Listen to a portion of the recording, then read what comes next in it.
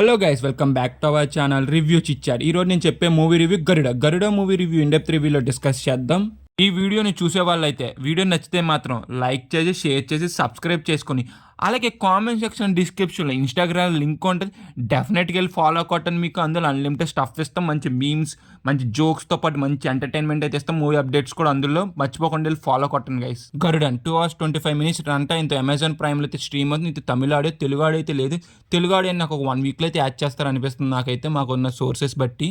నాకు ఈ మూవీని ఎందుకు చూడాలనిపించింది అంటే 2 కారణాలు ఉన్నాయి. ఒకటి ఈ మూవీ యొక్క ప్రొడ్యూసర్, ఇంకోటి ట్రైలర్ కట్. నాకైతే ట్రైలర్ కట్ అనేది చాలా బాగా నచ్చింది. ఇంకోటి ఏంటంటే మూవీ యొక్క ప్రొడ్యూసర్ ఎవరంటే వెట్రిమారన్. ఆయనే ఈ స్టోరీకి కూడా, ఆయనే స్టోరీ టెల్లింగ్ కూడా ఆయనదేనంట. నాకు అందుకే ఈ మూవీ మీద కొంత బజ్ అనేది క్రియేట్ అయింది, కన్ఫర్మ్ చూడాలరా అనిపించింది. అందుకే ఇప్పుడు అమెజాన్ ప్రైమ్లో తమిళనాడు స్ట్రీమ్ అవుతుంది, నాకు చూశాను నేను. కమింగ్ టు ద మూవీ యొక్క బేసిక్ స్టోరీ లైన్, మన సముద్రగని గారు ఒక 90 days తర్వాత జాబ్ని అయితే రిజైన్ చేసేస్తారు.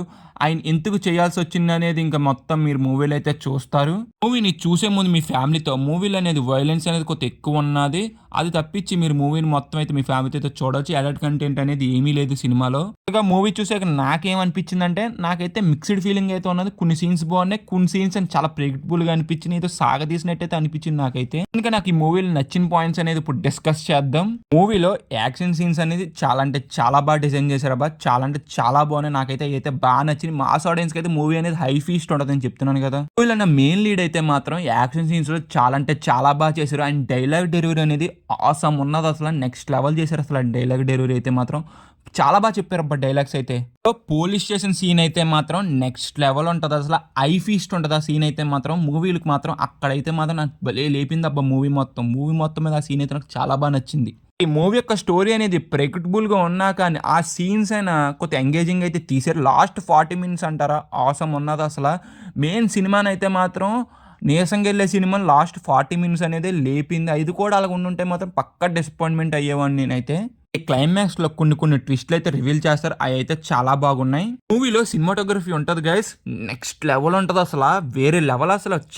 చాలా బాగున్నది అసలు సినిమాటోగ్రఫీ అయితే మాత్రం. మూవీలో నచ్చింది ఏంటంటే బీజిఎం కొన్ని చోట్ల చాలా బాగున్నది, కొన్ని చోట్ల ఉన్నా కానీ అంత హై ఇచ్చేలా లేదు బీజిఎం అనేది. నాకైతే యువన్ శంకర్ రాజ్ అంత రేంజ్ అయితే లేదు ఈ మూవీలో బీజిఎం అనేది.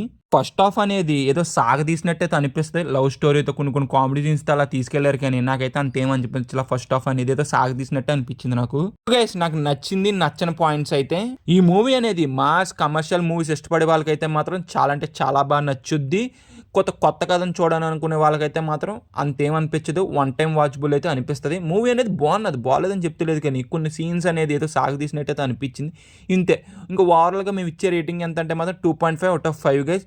వీడియో నచ్చితే మాత్రం లైక్ చేసి షేర్ చేసి సబ్స్క్రైబ్ చేసి కింద ఉన్న బెల్ ఐకాన్ యాక్టివేట్ చేసుకుని అలాగే comment section description Instagram link ఉండదు, డెఫినెట్గా ఫాలో కొట్టండి. Bye guys, seen the next video. జై హింద్.